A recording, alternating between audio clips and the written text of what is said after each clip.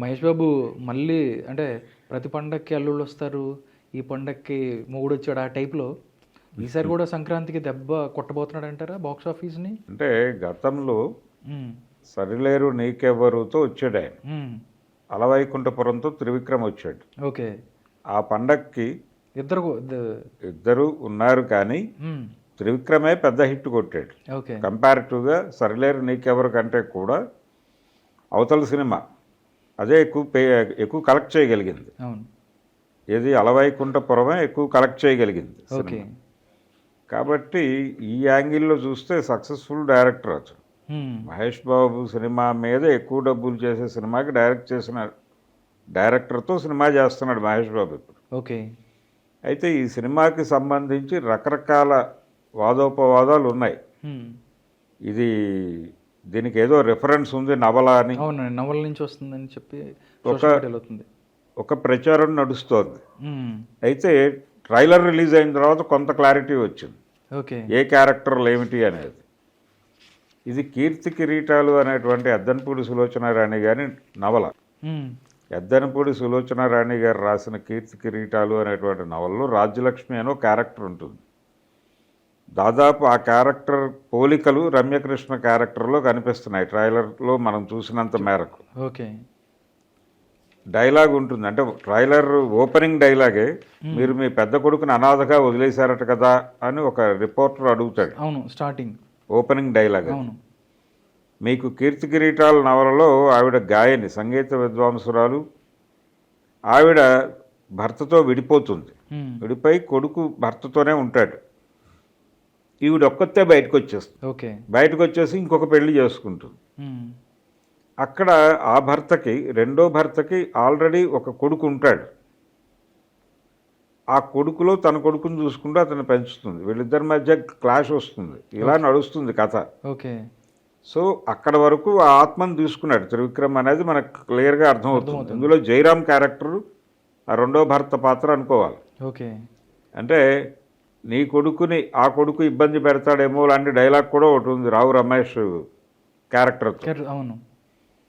So ఇవన్నీ చూస్తే అంటే ఒక్క డైలాగ్ చివరిలో మహేష్ బాబు డైలాగ్ ఉంటుంది, కొట్టాల్సిన వయసులో వదిలిపెట్టేసి ఇప్పుడు కొడుతోంది మా అమ్మ ఇస్త్రీ చీరలు కట్టుకుని అంటాడు. మ్మ్. సో ఇదంతా చూస్తే కొంత కీర్తి కిరీటాలు తాలూకా స్కెలిటన్ తీసుకొచ్చి పొలిటికల్ ఏరియాలో పెట్టాడు ఇది.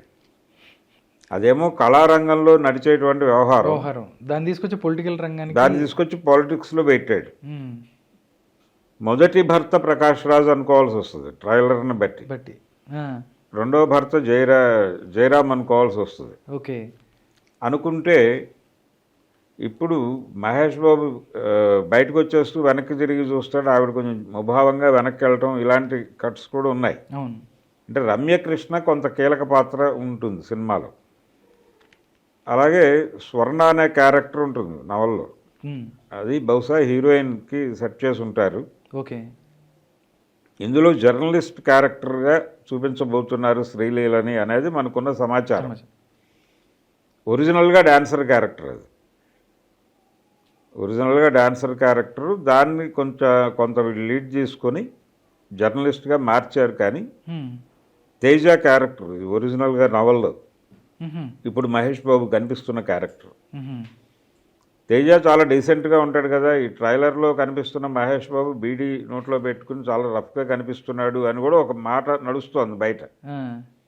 అది వేరు. ఆయన స్కెల్టన్ వరకు తీసుకుని తనదైన పద్ధతిలో మోడిఫికేషన్స్ చేసుకున్నాడు, అయిపోయింది.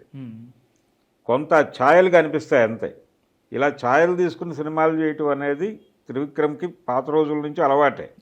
ఈ రోజున కొత్తగా కనిపిస్తున్నది కాదు ఇది. ఆ సినిమా కూడా మీనా అనే నవల అది యాజ్ ఇట్ ఈజ్గా తీసాడు, మార్పులు చెరుపులు లేకుండా యాజ్ ఇట్ ఈజ్గానే వెళ్ళాడు. అతడు అనే ఓ సినిమా ఉంది, మహేష్ బాబుతోనే చేశాడు ఈయన, జైభేరి బ్యానర్లో. జైభేరి చివరి సినిమా అది ఒక రకంగా.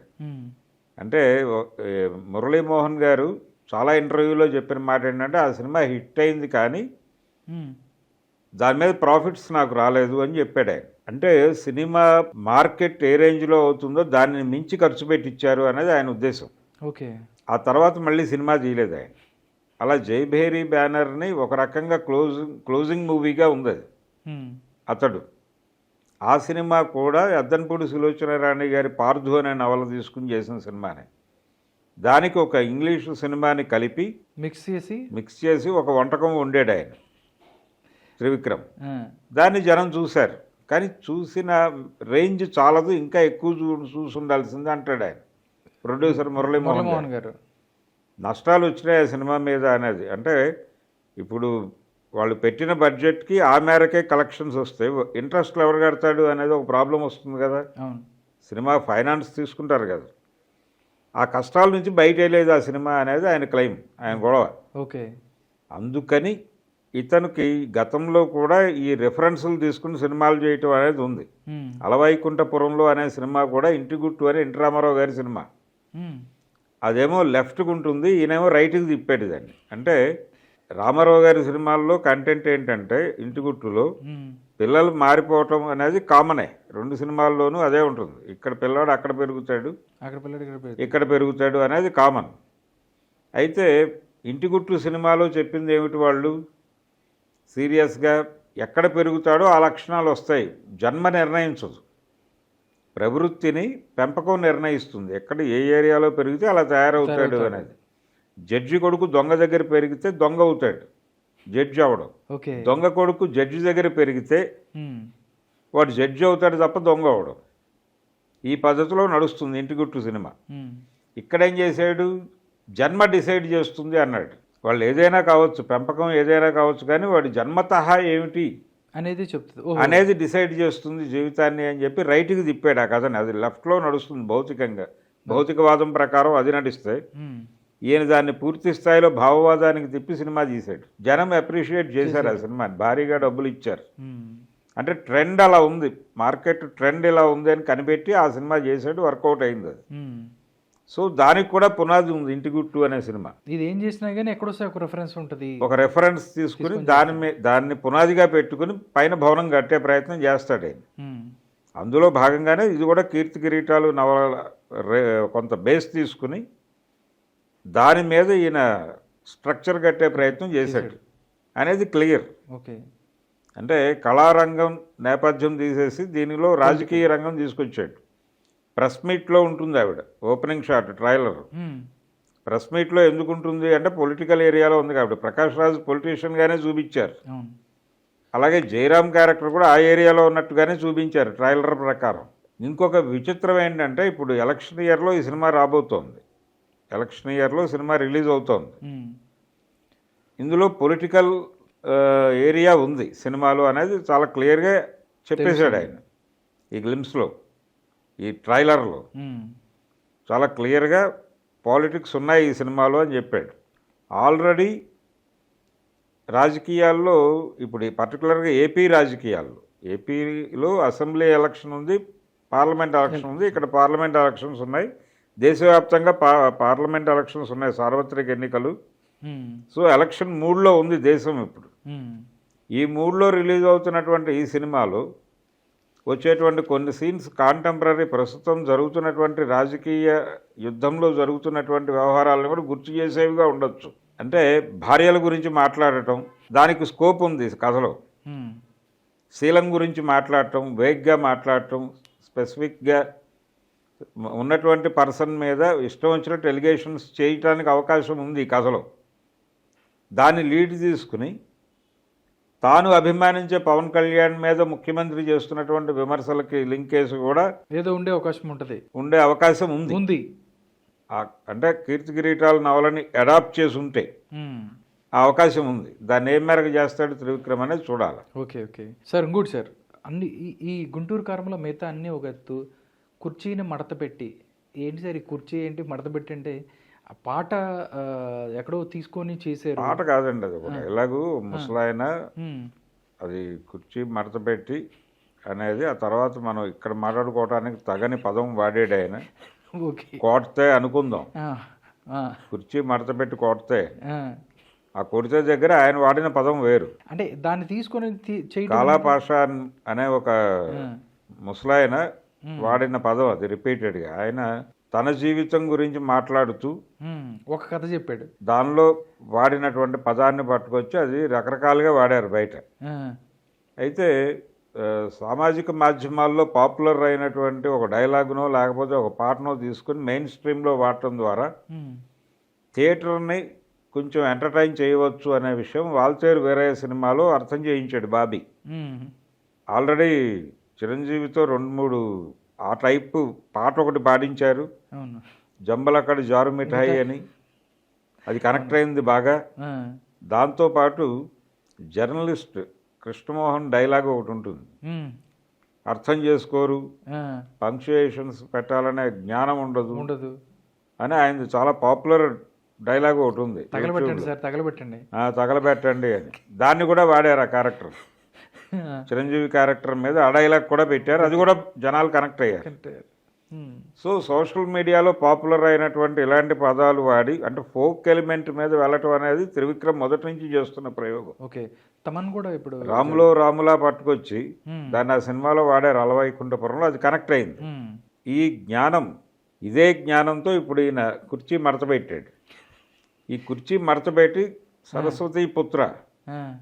సరస్వతీ పుత్ర అనే టైటిల్ ఇచ్చి రామజోగయ్య శాస్త్రి గారితో ఆ పాట రాయించారు. ఆయన దాని తాలూకా విమర్శలు భరించాడు. ఆయన క్యారీ ఫార్వర్డ్ అయిపోయినాయి కదా, చాలా మంది క్రిటిసైజ్ చేశారు. ఫ్యాన్స్ కూడా కొంతమంటారు మా మహేష్ బాబుకి ఇలాంటి సాంగ్ ఏంటి, లేడీ ఫ్యాన్స్ కూడా ఇలా అని దాని మీద వాళ్ళు కొంచెం మాట్లాడారు. కానీ ఇది ఒక సెట్ ఆఫ్ ఆడియన్స్ని అట్రాక్ట్ చేయడానికి ఇలాంటి కంటెంట్ ఉండి తీరాలి అనే దాంతోంచి నేను చేశానని చెప్తున్నా డైరెక్టర్. ఇది ఇంత ముందు కూడా వర్కౌట్ అయింది. అంటే ఇప్పుడు పాత రోజుల్లో పెద్ద హీరోల సినిమాల్లో ఒక ఐటమ్ సాంగ్ ఉండటం అనేది క్వైట్ కామన్ థింగ్. రామారావు గారి సినిమాల్లో జయమాలిని పాట ఉండి తీరాలి అనే పరిస్థితి ఉండేది కదా ఆ రోజుల్లో. కృష్ణ సినిమాల్లో కావచ్చు, ఈవెన్ చిరంజీవి సినిమాల్లో కావచ్చు. కాబట్టి ఇందులో భాగంగానే ఈ వ్యవహారం నడిచింది. ఈ పాట తీసుకున్నారు వాళ్ళు. అంటే ఆ మాట తీసుకుని ఆ మాట క్యాచీగా ఉండడం మాత్రమే కాదు, అది ప్రజల్లోకి వెళ్ళిపోయిన మాట. కాబట్టి ఆ మాట తీసుకుని కనుక మనం పాట చేస్తే ఇది డెఫినెట్గా కనెక్ట్ అవుతుంది, వెళ్ళిపోతుంది అని అనుకున్నారు వాళ్ళు. వాళ్ళ వ్యూహం వర్కౌట్ అయింది. ఓకే. రెండోది, గుంటూరు కారానికి సంబంధించి మొదటి నుంచి కూడా ప్రొడ్యూసరు డైరెక్టరు కుమ్మక్కై చేస్తున్న పని ఏంటంటే వీళ్ళు సాధ్యమైనంత వరకు లో ప్రొఫైల్ మెయింటైన్ చేస్తున్నారు. ఓకే. ఎక్కడ అగ్రెసివ్గా మాట్లాడట్లేదు. ఏ వివాదం వచ్చినప్పటికీ సినిమా ఆగిపోతుంది అని కూడా బయటకు వచ్చినాయి వార్తలు. ఏది, హీరోయిన్ మార్పు జరిగింది, పూజా హెగ్డేని తీసేసి శ్రీలీలను పట్టుకొచ్చారు. రెండో క్యారెక్టర్కి ఎవరిని పెడతారు అనే కన్ఫ్యూజన్.